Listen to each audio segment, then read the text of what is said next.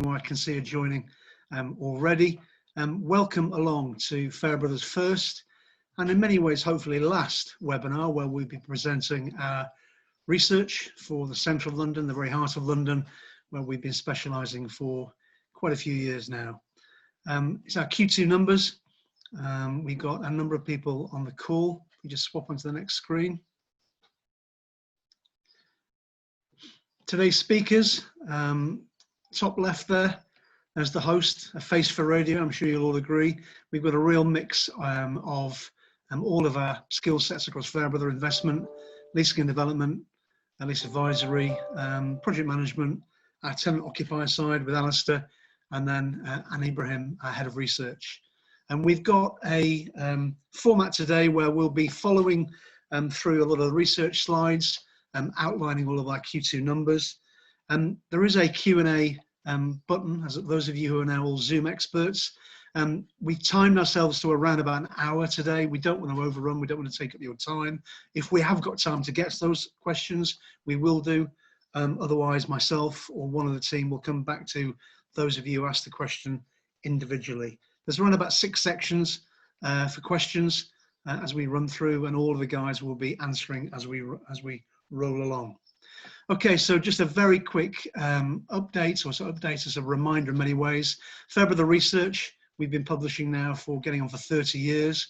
It incorporates all of WC1, all of WC2, the western half of EC1 and the western half of EC4. We often think of the landmarks as really being St Paul's Cathedral in the east, over to Tottenham Court Road, the stations up in the north and down to the river. As a business, we operate way beyond these borders, but our published research and all the numbers that you see today will all be contained within that geographical area. I'm now going to hand over to Anne, our head of research, who will run through the first sets of numbers. Thanks, Anne. Thank you, Jules, and good morning to everybody on the call. So as Jules mentioned, I am Anne Ibrahim, head of research. So I'm just going to give you a snapshot at the beginning here to give you our quarterly figures, which I'll go into a little more detail as we go through the presentation. So we're comparing the data here with months ago, and so that's the year-on-year change, and also the quarterly change, so 3 months ago. So unsurprisingly, take-up across Midtown is down. It's down 74% on this time last year, and we're recording just 134,500 square foot of take-up. Availability jumped 41% over the last 12 months. Half of this has happened over the last 3 months, with our availability rate now at a 2.9% rate. Speculative construction, so this is the space that is under construction and available to let, has reduced. This is year on year by 34%. We've seen very few new construction starts over the last 12 months, and completions over the year has impacted, or the lack of completions has impacted this. Investment levels, it's been a slow quarter, just £353 million worth of investment across Midtown. Rents, we haven't seen any movement over the last 3 months, but this is prime, best of the best space. So there's no real deal volume to show any evidence of any rental movement at the moment. Obviously, we did see an increase in rents ever so slightly back in the late 2019. So that's the snapshot. So now on to just a little bit more detail. There's lots of information on my slides, so I'll just be picking out a few of the key points. So we've got take up by grade here. As we said, Q2 take up 134,000 square foot. So we're showing take up by grade. You've probably seen this graph before, but at the bottom, we've got our second-hand grade B space, which is your dark blue. Light blue is second-hand grade A, up to refurbished and new space. So obviously looking at the chart, take up was extremely low, historically so. The dotted line there along the graph shows the 5-year quarterly average. So quarterly average of 587, nearly 588,000 square foot. So both quarters this year, the 2 bars there we've got for 2020, have been below this quarterly average. Very little second-hand grade B space was let, a tiny slither at the bottom there of dark blue space.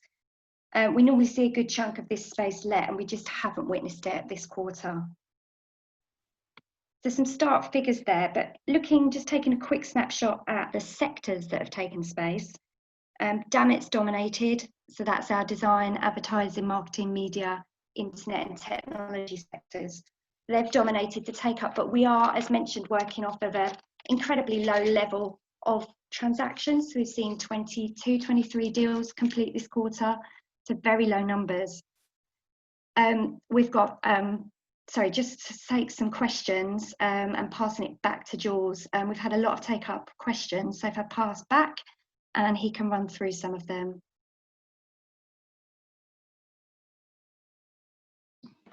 Thank you very much, Anne. Right, we did have a lot of questions in. I'm just going to just for a couple of seconds here. Some of the questions wouldn't seem to immediately relate to the sections that they follow, but we've tried to split them up, try and bring out all the elements of our the guys that are on the call today. I'm going to first of all turn to Charles Twist. Slightly long question, but so you get the gist of it. As tenants have been considering the terms and landlords considering the offered terms, have any occupiers been requesting COVID-19 clauses in their leases, and would have been our reaction? Obviously, the example we had here from our questioner was they've been pushed by prospective tenants to include this in a lease. If any lockdown resumes, it was all about a rent-free period kicking in later. Charles, can you bring that alive a little bit more and any examples you've been involved in? Yeah, thanks, Jules. Over lockdown, we've seen at least 3 or 4 requests by tenants when agreeing new leases to have these COVID-19 clauses. So if there's a second wave, they'll get rent-free period in return. I think what's interesting is they haven't been discussed when heads of terms are negotiated, but introduced by solicitors at the very last minute. And on all occasions, landlords have just said no straight away, not willing to entertain it. And what's also interesting is that tenants haven't pushed it, so they appreciate that the answer is no. Talking to landlords, what they're expecting, and I agree with this, is if we do have some kind of COVID clause, it's actually an insurance point, a little bit like terrorism insurance. So the landlord will take it out and then recharge it to the tenant. I haven't seen any examples of that yet, but that could be where we may move to. Thanks very much, Charles. Again, similarly, in the realms of considering deals or looking at how the potential transaction might play out on the cost of it, I'm going to ask Aidan to step in now. We've got a question here. Has the cost of fit-out work changed due to COVID-19? I guess the inference there is, has it gone up? What other effects has the lockdown had on the delivery of projects? Aidan, if you could answer this. Thanks. Morning, Jules. It's a good question. And I think it's an answer that's changing week by week. The simple answer is yes, costs have increased due to COVID, and there's several reasons for this. It's a fact that a decrease in new projects means an increase in competition in the market. So I heard a story over the weekend about a project in the London market with about 20 bidders and a project value of over £1 million, which is a bit bonkers. So now, no doubt we'll be seeing some sharper pencils with overheads and profits on bids, but on the flip side, clients are having to pick up the bill for new requirements like full-time cleaners on site, increased welfare facilities and PPE. So typically we've seen about an increase about 1 to 2% of the total contract value in these prelim costs. And we're also starting to see some price creep through the supply chain as manufacturers and suppliers are starting to actually understand their increased cost as well. But aside from costs, we're seeing regularly changing advice from the leadership councils, and we're seeing things hotting up on legals. And as expected, unfortunately, we're seeing extensions to programs as well. But generally, sentiment is good, reasonably positive. People just want to keep building. Thank you very much, Aidan. I think probably a recurring theme that we'll hear throughout the next 45 minutes or so is things are changing all the time. Anne, back to you. Thanks, Jules. Touching on availability, our figures suggest there's now 1.3 million square foot of available space. So that's a vacancy rate or availability rate, sorry, of 2.9%. So on the chart here, you can see we've had previous highs back in 2010 at 9.5%, and more recently a low of 2% at the end of 2019. So it's really important to remember that the availability figures we've got, they are going up, but we are seeing this off of a very historical low level. So data is showing availability by grade. Again, at the bottom, similar to take up with your second-hand grade B space at the bottom. We've seen very little movement of that second-hand grade B over the last 3 quarters. And really the increase in available space is through refurbished and that second-hand grade A market.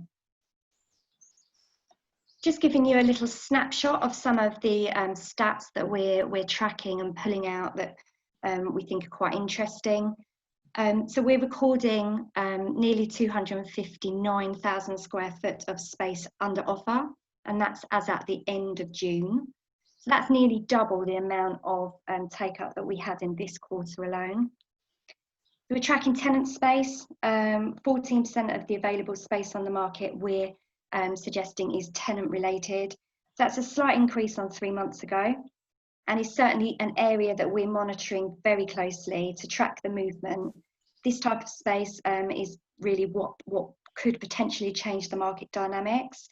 We touch on this on some of the questions coming up in this section and a little bit further on in the presentation. So just highlighting a lack of large units, we've just got 9 buildings in Midtown that can offer over 20,000 square foot of space. So that includes the likes of 61 Aldwych and the Kaleidoscope. We saw 2 buildings complete construction in Q2 towards the end of lockdown, adding new stock to the market. So we saw 80 Turnmill Street and 1 Gray's Inn, which as of the end of June was all under offer. If I can hand back to Jules, who's going to run through some of the questions we've had relating to availability. Thanks, Anne. Okay, we had a real range of questions on this. I think everybody's looking very hard at supply and stock levels. I'm going to ask one of my partners in our leasing development team, Mark Anstey, to step in and probably answer the bulk of these questions. But first one up, something we talk about an awful lot with clients of ours. What's the impact of Cat A+, so fitted space, plug and play? It's called many things. What's the impact of it on the market? How much is there? And is it what the market really needs, Mark? Thanks, Jules, and morning, everybody. Yeah, I mean, the overall impact of Cat A+ space has been very positive. It's also worth making the point that that's not a reaction to the COVID-19 situation we find ourselves in at the moment. It's the move for landlords to offer fitted space has been something which is happening for 2 or 3 years now. COVID just seems to have, like it has with many things, acted as an accelerator. So I think we'll see more of it. The move for landlords to fit out space and offer space on that basis has very much spawned out of the serviced office expansion and a way for landlords to compete with that sector and attract occupiers craving sort of that capex light space, occupiers looking to take space with as few barriers to entry as possible. A number of landlords have gone so far as not only offering the space on a fitted basis, but then doing that hand in hand with short form leases just to try and reduce that time and reduce the difficulty of taking conventional space as opposed to serviced. In our experience, good quality, fully fitted Cat B space, Cat A+, Cat B space offered by landlords has seen void periods reduce, letting rent-free periods reduce, and seen a premium on rent, anything up to sort of £5 to £10 in some cases. Is there enough? There isn't really yet. But certainly we think there will be plenty more to come on the basis that it was delivered as very much a reaction to demand in the market.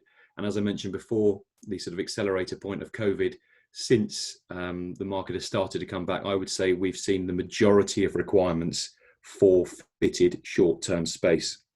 We now advise all landlords who are delivering space of certainly under 3,000 square foot and often under 5,000 square foot, deliver it on a fitted or certainly an element of fitted out space.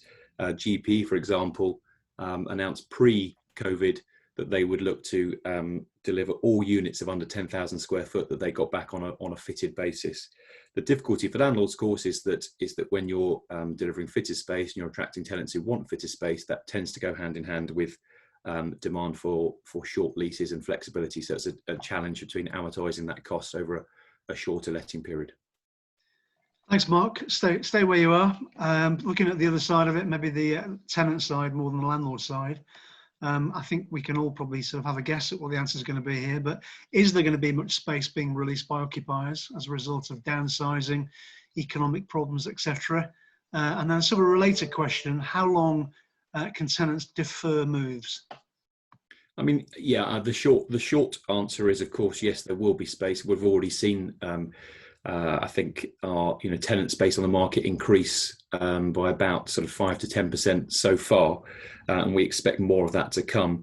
That being said, it's still really too early to tell what the true impact will be. Obviously, the government furloughing scheme has had its desired effect. It has reduced redundancies and it's kept people working. So I think until obviously that is now starting to be reduced and brought to an end, and therefore I think that we will see over the second half of the year the true impact of COVID and how much space we get back. To date, it's really been smaller units where smaller businesses have been directly affected. We've got a couple of examples with sort of events based businesses and theatre businesses who obviously have been chronically hit by the situation we find ourselves in.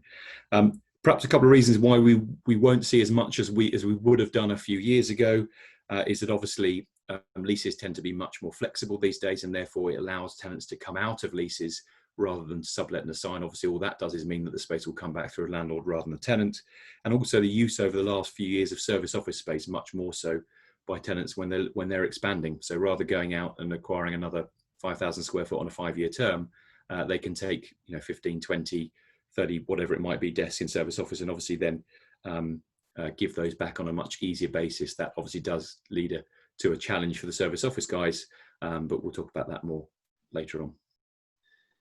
Thanks very much, Mark. Turning now to Alistair Sabro. We were joking yesterday on our rehearsal that, again, we've got one question here where you really probably could answer it very, very quickly. But Alistair, could you just bring us a little bit more flavour? Will I be able to pick up some good quality fitted space on a flexible basis? Good morning, everybody, and thanks, Jules. The short answer is yes. As we know, we have 3 supply chains, traditional supply chains, in relation to fitted space. That will come from landlords, as Mark has described, providing fitted space, predominantly on the smaller range of offices, but growing in terms of capex ability for tenants. So we're going to get more landlords to deliver fitted space. We've got obviously the serviced office industry, which at the moment is having a problem with its pricing levels. So you will have a condensed arrangement of offices from the serviced office sector, which are still trying to cram 60 people into 2,500 square feet, which clearly, as a result of coronavirus, is not going to be acceptable, but it's the way that their model works. And so landlords can really steal a march on the serviced office sector and trap in a flexible arrangement some of the requirements that are out there. But we mustn't also forget the tenant market too. And we break down our tenant market into those that can and those that can't do anything with their leases. Those that can are facing break options or lease expiries that have, in numerous conversations I've had over the last 4 months, people deciding to give up their offices. They've got the majority of people working from home, and therefore they have given up some of their space, which equally is fitted, that goes back to landlords, and that allows the landlords to then re-offer that as fully fitted space.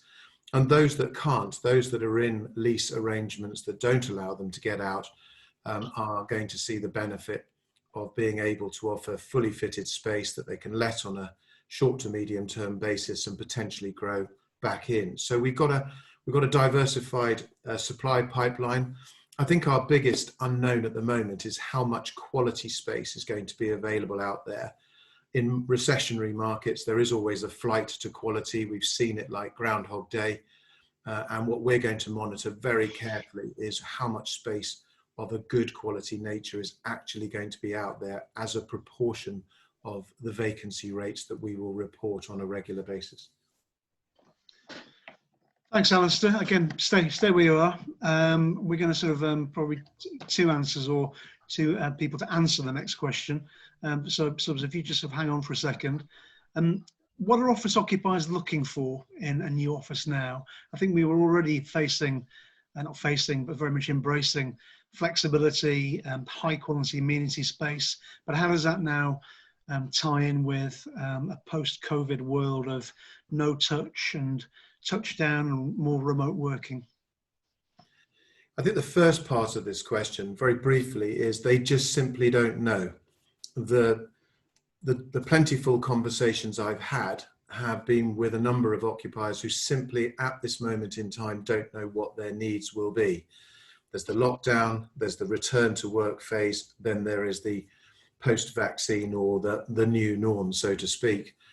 And nobody really knows what their requirements are. They know they're going to be less in terms of people numbers. We will see an advancement of the agile working. But I have a hunch that there will be a requirement for more space standards. We've spent the last 10 years cramming people in to really efficient buildings. We're still going to have efficient buildings, and they will set themselves aside from the inefficient fit factor, as we call it. But I do feel that there might be more space standards required, bigger space standards. So the net difference between what people have today and what they'll occupy tomorrow might be might not be as bad as actually everybody thinks.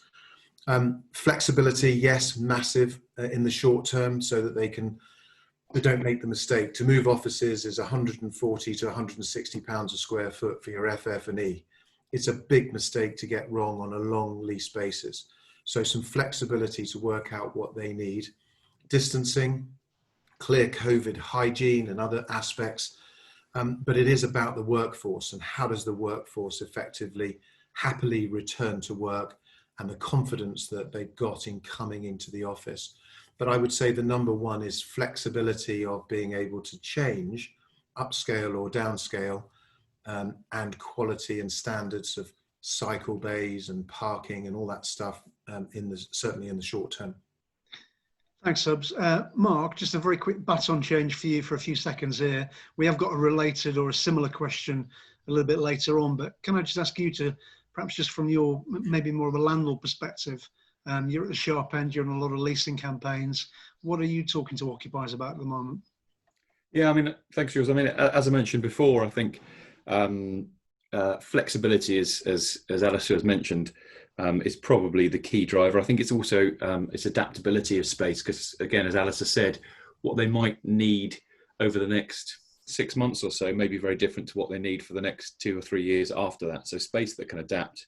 I think shorter term, this sort of short term impact is just fitted short term space that can tide them over for a short period of time until they understand what it is they really need from their offices going forward. But as I mentioned before, COVID has and will continue to act as an accelerator. So things like, well space, healthier space, air quality, outside space, areas for people to, come together and collaborate, I think will be the driver moving forward. Thank you very much. So we've looked at who's taken space. We have looked at a bit around the availability. I'll hand back to Anne now and see what the demand side of our market's looking like. Back to you, Anne. Thanks, Jules. So demand, obviously the $1 million question. At Farebrother, we track named requirements over 5,000 square foot. So we talk to as many people as we can to understand who's out, who's looking for space, what they require, what their needs are. So we're monitoring nearly 2.4 million square foot of this named requirements who are considering Midtown for an office location. This is across obviously a mix of sectors, as our kind of donut pie chart there shows. Damit remains fairly dominant, 26%. But what's quite interesting on what we're monitoring at the moment is that the legal and the professional sectors accounting for over 40% of the current demand. This is quite a large chunk, and it feels like it's been quite a while since we've seen these two sectors having such considerable impact on the demand numbers. So the big question to this is what's happened since COVID, what's been the big impact, and how is demand reacting? So we've seen 36%, or we're saying that 36% of our active demand is currently on hold. So that's up from 22% where we were at the end of March, as some initial occupiers put their requirements immediately on hold. The figure does fluctuate, and we have certainly seen it higher than 36%. Certainly at the height of lockdown, we were tracking more requirements currently on hold. But as we're starting to ease out of it, the mist is starting to clear slightly. We are seeing some occupiers starting to bring back their requirements, start strategizing and thinking about what they need. Obviously, demand it is a key future trend. And again, this is an area we've had an awful lot of questions on. So just back to you quickly, Jules, on demand. Thanks, Anne. Yeah, we did get, I think, probably around demand and supply. Again, simple economics really was a lot of the questions. Again, Mark, I'm going to come to you, if I may, just stripping out one particular sector and the sort of relating to obviously supply. What's demand like for serviced offices, co-working, however you want to name it, and fitted space holding up? And what's your view on the future of that subsector of our supply side? Thanks, Jules. Yeah, just dealing with fitted quickly first. I mean, I think I've sort of covered that already in enough detail, but we expect the demand for fitted space to very much continue. It is what occupiers are looking for. In terms of the service sector, obviously, there's short-term challenges for those guys around, as Alistair mentioned, around the model. And does that work with social distancing? Does that work with lots of shared spaces? And generally sort of people's confidence to go into space which they don't have necessary control of.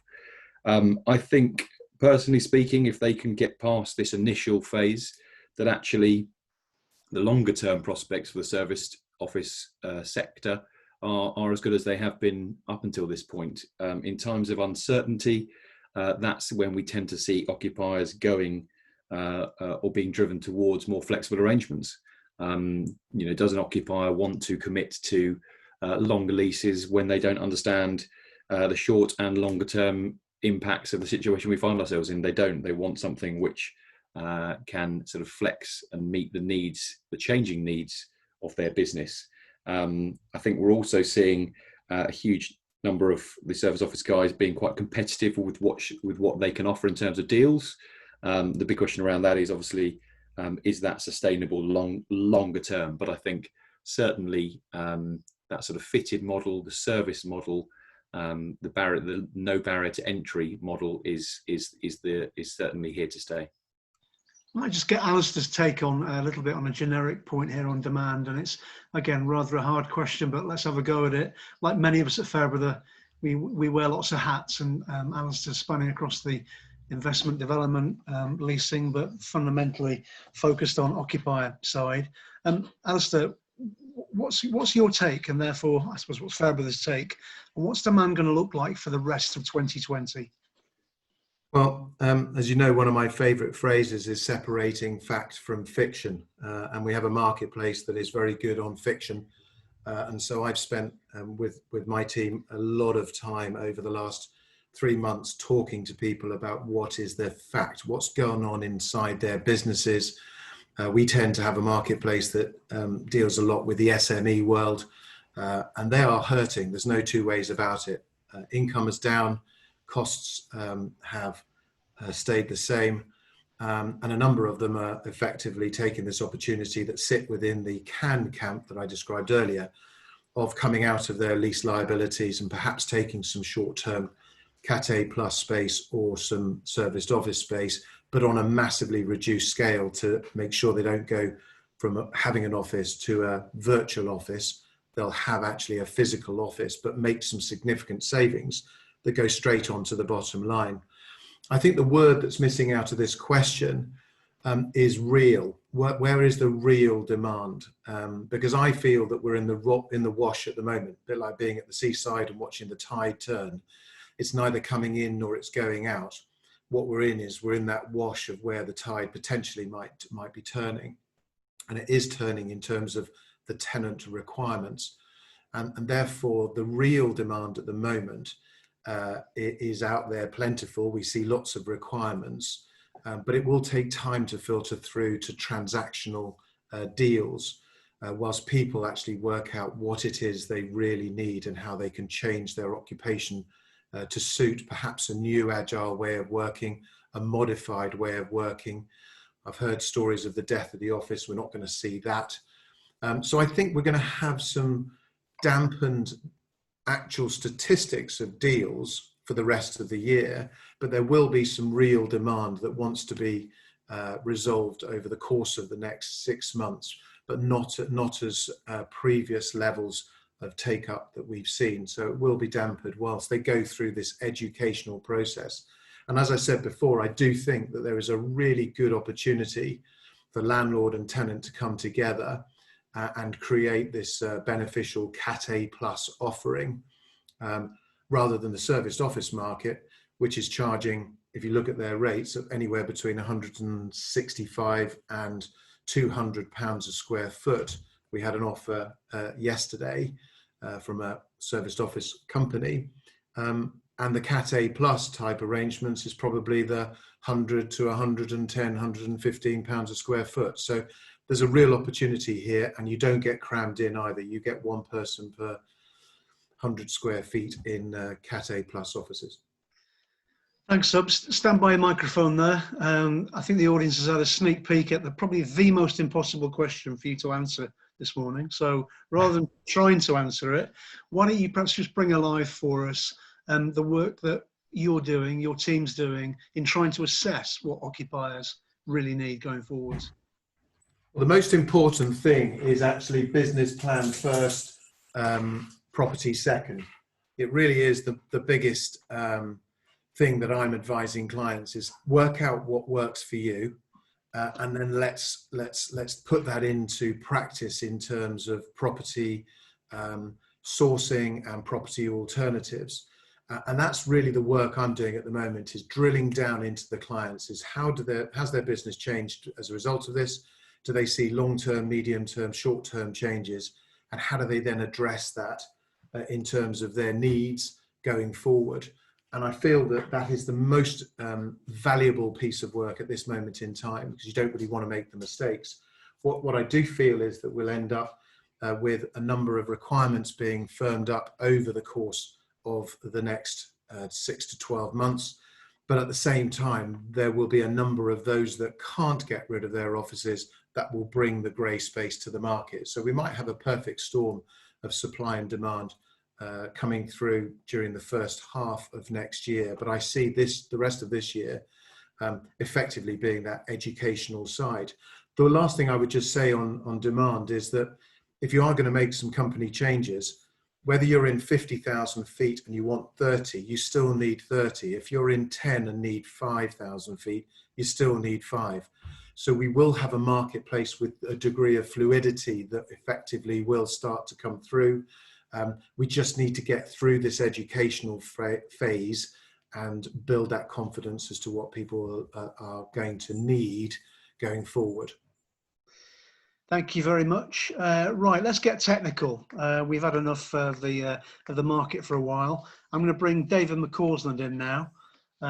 We have got a couple of really good rating questions, and obviously central government, local government, particularly central government, has been very much involved in trying to sort of see a way through and guide, and we have been lobbying hard. We were a signatory to a letter to the FT talking about business rates and looking for more highlight on it.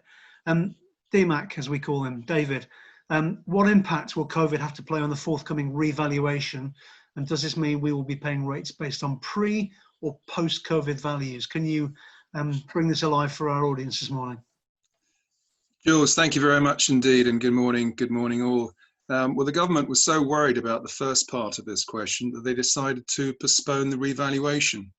It was due to take place on the 1st of April 2021 with the valuation date of April 19, but they've decided now that the revaluation is not going to happen until the 1st of April 2022 at the earliest.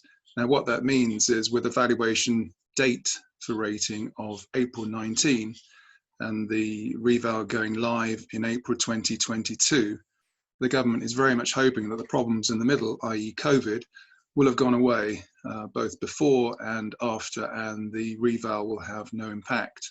on rating. However, does this mean that we will be paying rates on pre-COVID levels? I mean, it certainly doesn't, because we've been taking action for our clients by lodging checks, rating appeals and old money, if you wish. Now, these checks have already been accepted by HMRC Valuation Office as valid material change in circumstances checks. HMRC Valuation Office have acknowledged that COVID-19 is an MCC, a material change, and we now need to wait. We now need to wait probably up to 16 months just to see the impact, which we all anticipate may or may not happen, but we just need to wait to see what the impact will be, to see if we will be paying rates on post-COVID values. Thanks, David. Again, stay where you are.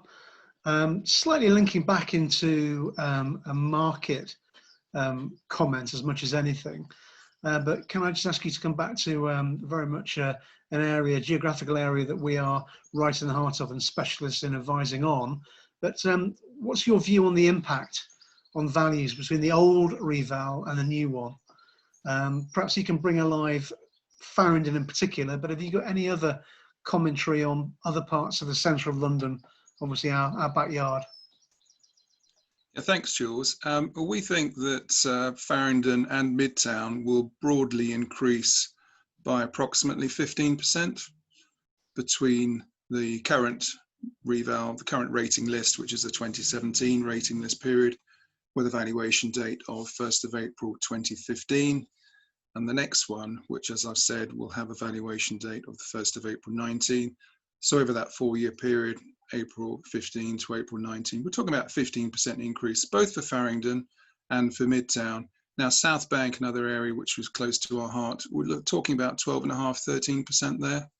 So not quite as much as Farringdon, where of course, Farringdon will benefit from Crossrail, the Elizabeth line, which hopefully will be fully up and running by April 2022, which of course will impact upon values. Thank you very much. Last question in this section here, which is going to relate back into what, David, thank you very much for bringing alive your portion there. But Alistair, if I can bring you back in here, the old holy trinity of rent, rates and service charge. How do you see overall occupancy costs in a perhaps more subdued rental market and increased rates and maybe buildings that are more difficult to run? You got any comments on that? Well, I think the total occupational cost is the way to go rather than rental levels, because you can drive efficiencies through artificial intelligence in the way that you manage buildings at the same time as having a good relationship with your tenant. I think in the short term, there'll be much more cleaning and therefore service charges may well go up to compensate for that. But there are going to be some efficiencies of scale and obviously size of buildings as well as the age of the building and the age of the plant. So we'll see second-hand space perhaps being more expensive to manage as it becomes more intense, and that element of the three growing. On the rate side, I think as DMAC has said quite clearly, we're in for some increases in the rates. Local authorities can only avoid that if they get more bailout from central government. So we'll wait and watch and see. But based upon the traditional methodology, we're going to see increases in rates. And then finally, the last element is the relationship that we have with good quality space to second-hand space. When you have a low vacancy rate market, the relationship between second-hand and new is quite close because it's supply versus demand equals price. As we start to get more availability, I think that our house view is that we're going to see second-hand space rents decline much rapidly. Secondary, tertiary locations, again, rental values start coming under pressure. So if you're in a second-hand tertiary location, in second-hand space in a tertiary location in an older building, your occupational costs, your service charge costs may well go up, but you might get compensated by the fact that the other elements might well be in check. I think the total occupational cost of the good quality space in well presented buildings, new space, are going to increase, but that will be the price to be in one of those buildings, and therefore the workplace consultancy in ensuring you occupy space that's fit for purpose, that is flexible for you, and is what it does. The space gives you what your business needs is going to be really important going forward. Thank you very much, Subs. I think, again, high quality of space. I think everybody's beginning to hear across the last few minutes. That's the theme this morning. Back to Anne now to highlight some rental portion. So another obviously big area of discussion is the impact of rents and what we are going to see happen to rents, be it prime or secondary. We're just talking about prime rents here. So far prime headline rents are still at £80 per square foot. That's, as we said before, on the best of the best. So the graph in front of you shows historically the relationship between rents, which is your red line on the chart, and the level of available space, which is your blue kind of area showing how much available space there is in relation to the rents. So obviously we've seen previous spike in availability at the end of 2009, where we saw rents falling quite dramatically down to £45 with availability spiking up to 4.3 million. But it is important to think that we have had other spikes of availability. Probably the last one we saw, although it didn't rise up to 4.3 million, was back in 2017. And actually we didn't see rents fall, rents flatlined and then increased on the best of the best. So obviously we're hearing lots of pressure on the incentives. We're hearing that rent frees are being chipped, but as where it stands at the end of Q2, we haven't seen that really happen. And the lack of evidence, as we mentioned earlier, is kind of proving that point at the moment. Rents, obviously the big question is what's going to happen if take-up continues to be low and we see availability begin to creep up. What do we think will happen, which we touch on in the next set of questions. Thank you, Anne. First question is a very fair one. Probably it's come from an occupier, I'm not sure. But with all the official stats, numbers, research, studies showing that we're going into probably an unparalleled recession, Alistair, it's got to be safe to assume that all rents will drop and incentives will increase. Is that true, or will there be a little bit more finesse across sectors? Are you leading the witness here, Jules? I don't agree that there will be rental drops across the board, as it's not just me. We as a house don't believe that to be the case. I think good quality buildings in good locations will remain relatively resilient, and to that rental differentiation. I don't think that there is a lot of stock, and actually separating that fact from fiction, we have a breakdown of all of the new and the newly refurbished space so that we can take our 2.9% availability and we can strip it back to actually, if you are looking for good quality space in Midtown, here are your opportunities. We've obviously got to keep an eye, as you'd expect us to do, in relation to the growing availability of perhaps some landlord space where tenants are not renewing, and grey space for tenants trying to dispose and to reduce their overheads. So I think it will obviously be very location specific. As I've already said, the new space I think will be relatively resilient, and the second-hand space, I don't recommend anybody offers second-hand space into the market unless there's an asset management plan to do a development going forward within a short period of time and you can't recover your capital costs back. As far as incentives, we've been in a really weird period for incentives over the last 3 to 4 years. I've seen many of these peaks and troughs of marketplaces.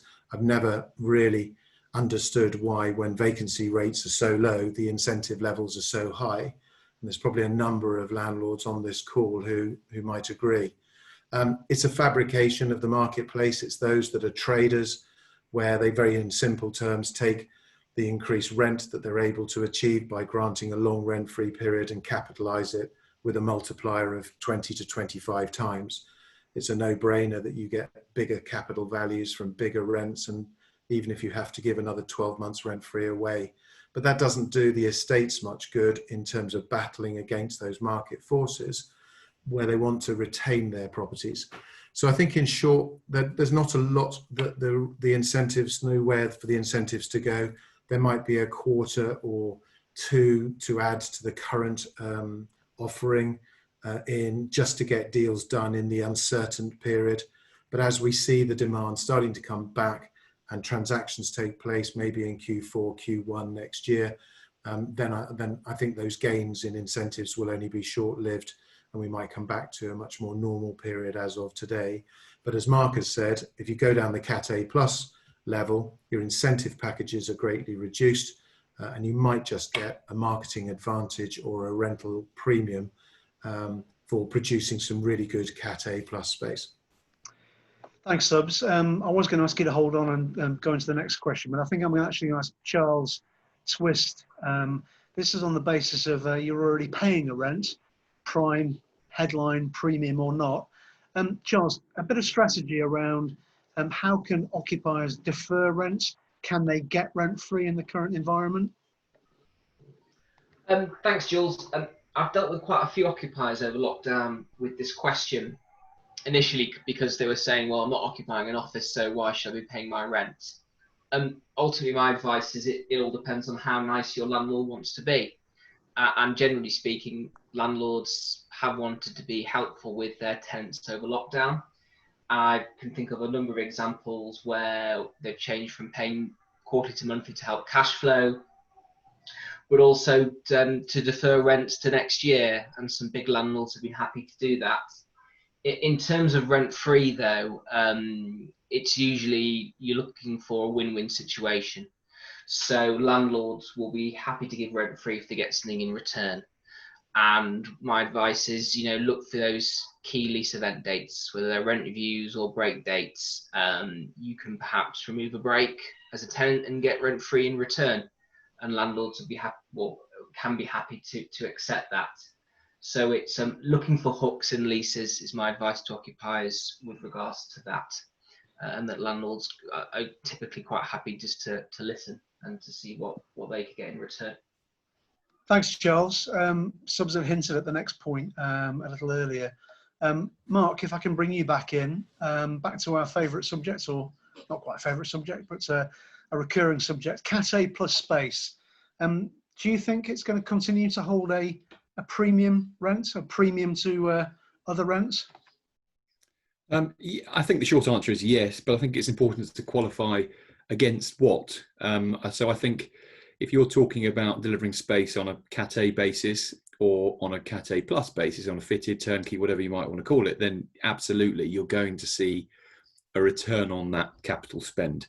The only thing that may impact that is the amount of tenant space that we've obviously talked about already this morning that comes onto the market, and very high quality tenant space could sort of play a little part in pulling that premium impact of Cat A plus space down. But generally, we still see Cat A space as being incredibly void positive, so reduced rent fees, reduced letting voids, and ultimately, in our experience, tenants prefer to take a sort of clean new lease as opposed to dealing with the challenges of taking the restrictions on of existing agreements. Thank you, Mark. Right, for the first time this morning, I'm going to bring in Anton McGarvey. We have a little bit more of the investment subject matter in a while in our presentation, but obviously rents have got to produce value. So Anton, we've got a question here. Are you anticipating yield movement, I guess one way or the other way, during the rest of the year? And if so, what kind of stock and to what extent? Thanks, Jules. Good morning, everyone. Yes, I'm expecting some yield movement for the rest of the year, and surprisingly, to some people, it may be on a downward pressure basis. I am not just being a blind optimist investment agent, but during lockdown, even with sort of muted transaction levels, we have seen pricing remain very resilient. And, before COVID, before lockdown, pricing was, at the top of the market, and that pricing has remained even with a lack of buyers, not through them not wanting to purchase, but just due to the lack of ability to inspect buildings. So you therefore think that, assuming the market conditions continue as they are, that the occupational market picks back up in due course, that with more buyers in the market, that pricing will at least firm up, if not get stronger, especially for the core and income deals, which at the moment, you know, if they're at 4%, offer quite a bit of arbitrage over investing in gilts, etc. Thanks, Anton. Anne, if you could put the next two questions up at once, and we'll come back to Charles Twist now. This is fundamentally all around timing, and how do you get your timing right for review, for renewal, fundamentally for landlords. So I won't read all of these out. I'm sure you can all see it on the screen. But with rent review dates falling within the lockdown period, how you look at Section 25 notices, how do you try to anticipate the market? Charles, can you sort of in a fairly short order give the audience a view on how you get your timing right? Yeah, on the rent review question, what I'll just say is don't forget a rent review is a fixed valuation date. So the most relevant evidence are those transactions that are taking place close to the rent review date. So the longer you leave it, the more risk that those transactions that are taking place may not be as relevant. What I would also say is it's not one rule fits all. You know, do not assume that the rent's not going to go up. It's challenging times, but even yesterday I had two landlords approach me about rent reviews in August of this year, where my view is that the rent should increase because they're under rented. But the advice I am giving both to occupiers and landlords is be proactive, don't be reactive, plan ahead. It may be that rents do increase and you can work towards that. And the other solution is going back to question 2, is that you may be able to find a win-win scenario with a rent review. You could find an occupier that is desperate for some rent-free, and that, you know, we've seen examples of the rent reviews, headline rents being agreed with actual rent-free given, as opposed to a net effective rent, because tenants are so desperate for a rent-free period. So be proactive, don't be reactive. And it's similar with the Section 25 notices. Plan ahead. Don't assume that rents are going to go up or go down. What I would just say is that do not forget rents can go down at lease renewal. So bear in mind timings of serving Section 25 notices, and be proactive and have a strategy in place in terms of when you want to serve those Section 25 notices. Thanks, Charles. Right, I think panelists will need to pick up the pace a bit here, conscious of time. And back to you to look into the future a little more. What's the pipeline looking like? So the pipeline, we've obviously seen a slight impact on schemes under construction who have had to down tools during the lockdown, pushing out completion dates slightly. But we are still recording nearly 1.6 million square foot of construction, and that's across 20 schemes in Midtown. A good proportion that is let during construction, which means there is actually less than 1 million square foot of space actually available under construction over the next 2 years. This is obviously quite below the, well, not obviously, but it is below the 5-year quarterly construction average. We've seen 2 new starts as the lockdown eased, 14 Gravel Street and Brownlow Yard refurbishments that they are underway with. So what does it look like in terms of our pipeline? So this year we're still expecting it's 220,000 square foot due to complete that's available. So that's the kind of lime yellow bars on the chart there, representing the space that's currently available. So that's actually just under half of the number of schemes we've got under construction, which are due to complete this year. So quite a few schemes. Next year we see about 500,000 square foot being delivered. So you've got schemes like Bloom, the Kodak, 80 Strand, all due to complete at some point next year. But what else is there? What else is likely to start? Excuse me. What else is likely to start construction? The black bars here are showing the potential supply that we're monitoring. So there's about 1.6 million square foot here over the next 2 years. We monitored dozens of buildings using our research and our knowledge, looking at vacant possession dates, what occupiers are doing, what developers want to do with their buildings. So we've got potential starts such as 88 Kingsway, which is not quite underway yet. There's 83 Clerkenwell Road with vacant possession this month. They're both likely to bring space back to the market in 2021. So they're part of that black potential supply there. Some of the black chunk in 2022 is Panther House, which I'm sure most of you know received virtual planning permission during lockdown. So like demand, this is changing all the time as developers and landlords start to make decisions. We've got developer confidence that may take longer to come back in the current market. They will be thinking about what kind of stock the market needs and how that is going to be influenced by the grey space that we're tracking. So how much is tenant release space back into this potential pipeline? Just a few questions then. Sorry, I've whizzed through there, but just a few questions, Jules, on the pipeline. Yeah, that segues very nicely there. Back to Mark here, I think. Again, we talked quite a lot about the quality of stock, but if you are, as a landlord, you've got the potential to start, or you can perhaps even take a step back and look again at your design and your scheme. What are you advising at the moment on the sort of development, the kind of development that should come forward? Thanks, Jules. Yeah, I mean, I don't think there's anything new particularly as a result of COVID. I think COVID has just acted as a bit of an accelerator, as I mentioned before. So ultimately, landlords are still going to want to deliver the best quality space, as we talked about, as Alison mentioned, rents remaining relatively resilient for the best quality space. That flight to quality that we've seen over the last couple of years, we expect will continue. And therefore, it's just about delivering the highest quality space you can do, perhaps with a bit more focus on flexibility and adaptability. Doing something that a number of landlords have already started doing, which is offering different offerings across the same building, whether that be some shell and core space, some Cat A space, some Cat A plus space, and then some element of co-working. Just giving a broad range, a broad brush for occupiers to consider. And then also just putting perhaps a bit more emphasis on the people.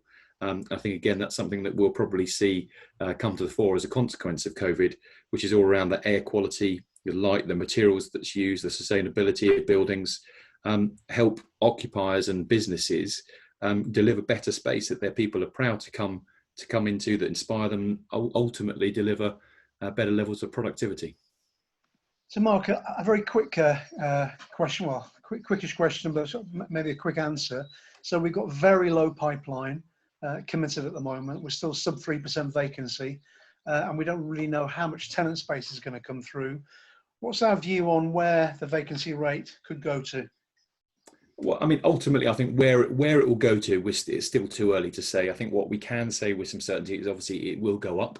Certainly in the short term, when you've got significantly suppressed levels of take-up, as we've seen, and you've got tenant space coming to the market, there's only one way that the vacancy rate can go. That being said, we've got to remember we are coming from an historically low level of availability. We've got a very limited pipeline, as Anne has touched upon.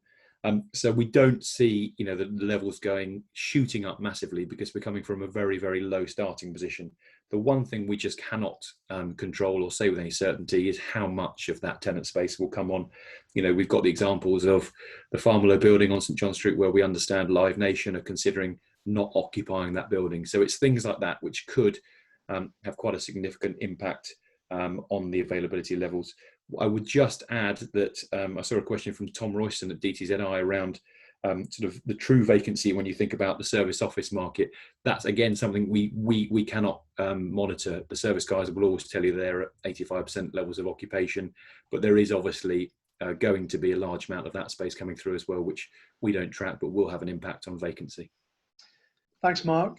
Final question on this section. Looking past COVID-19, wouldn't that be wonderful to do? We've got Farringdon Crossrail, the 2 stations at Farringdon, obviously the Elizabeth line. It's opening next year. I'm absolutely sure it's going to be opening next year. Anton, quick answer from you on what do you think the sort of effect will be on our investment market? Yeah, thanks, Jules. Yeah, well, I think we have already witnessed about a sort of 30% growth in capital values in Farringdon over the last sort of 3 to 4 years, with prime capital values now at around sort of £1,600 per foot and about 4% initial yield, as evidenced by 90 Bartholomew Close. This has since been supported by a number of sort of smaller deals that are kicking off, slightly lower capital values, but the reason for that being that slightly slight difference in sort of refurbishment and not quite as prime a building. I still think that we will continue to see a further growth in the market when Crossrail opens, which I think we understand it to be the sort of summer of 21 for the central stations. So I do feel that we will see further growth in this market. Anecdotally, we have heard of some landlords not willing to trade at £1,800 a foot up to almost £2,000 a foot. Now, those are prices that would simply only have been seen in the West End before then, but Farringdon seems to be coming on a par with that, which is driven obviously by the inward investment and also the draw of occupiers given the unparalleled transport links. Thanks, Anton. Yeah, I mean, Boris Johnson's talked a lot about building the way out of recession. Europe's largest infrastructure project. That's what the Elizabeth Line is, and it'll be wonderful to get that running next year. Anne, could you just pop through now to the next slide? So this is just the last slide really here on the presentation. So it's just a quick look at the investment market, and like the leasing market, we have seen. You know, it won't come as a surprise to see that we haven't had a huge amount of activity. We've recorded 6 transactions over the last 3 months. So that's taking turnover to £353 million, so well below the 10-year quarterly average, which is your dotted line along the chart there. So that takes us to less than £1 billion of investment transactions over the first half of the year. So 2 deals dominated this quarter's investment volumes. So that was just the sale at Ludgate, London and 20 Farringdon Street. Those 2 deals alone accounted for 73% of the quarter's turnover. So I think we've just got 2 quick questions on the investment market, Jules. Yeah, if you put those both, thanks, Anne. Anton, you can probably answer these together, but have we got any view on when we expect to see transaction volumes start to return to pre-lockdown? And also, who's active right now, and who do you expect to be active? Sure. So obviously, as you just witnessed there in the graph, we have had a fairly muted Q1 and Q2, and that has to be expected and is broadly similar across all markets. When do we see transaction volumes returning? Obviously, it's very difficult to pinpoint a time. However, we are tracking almost £3 billion worth of stock, which is either under offer, has exchanged, or is rumoured to be coming to the market since we finalised our Q2 data, which, you know, points and paints a positive story. You know, similar to the last 2 years where we have witnessed the sort of record-breaking years of sort of 5 billion in 2018 and then 4 billion in 2019. A lot of this transaction volume is driven by larger deals. You know, an example being 1 and 2 New Ludgate, which will be sold by Land Security or Landsex in Q4, as we believe, which is around sort of 600 million. So, you know, one of those deals comes to the market, it really does bolster those transaction volumes and paints a sort of slightly skewed picture because it doesn't necessarily present the churn of the market that we usually see in Midtown and we usually see across the wider market.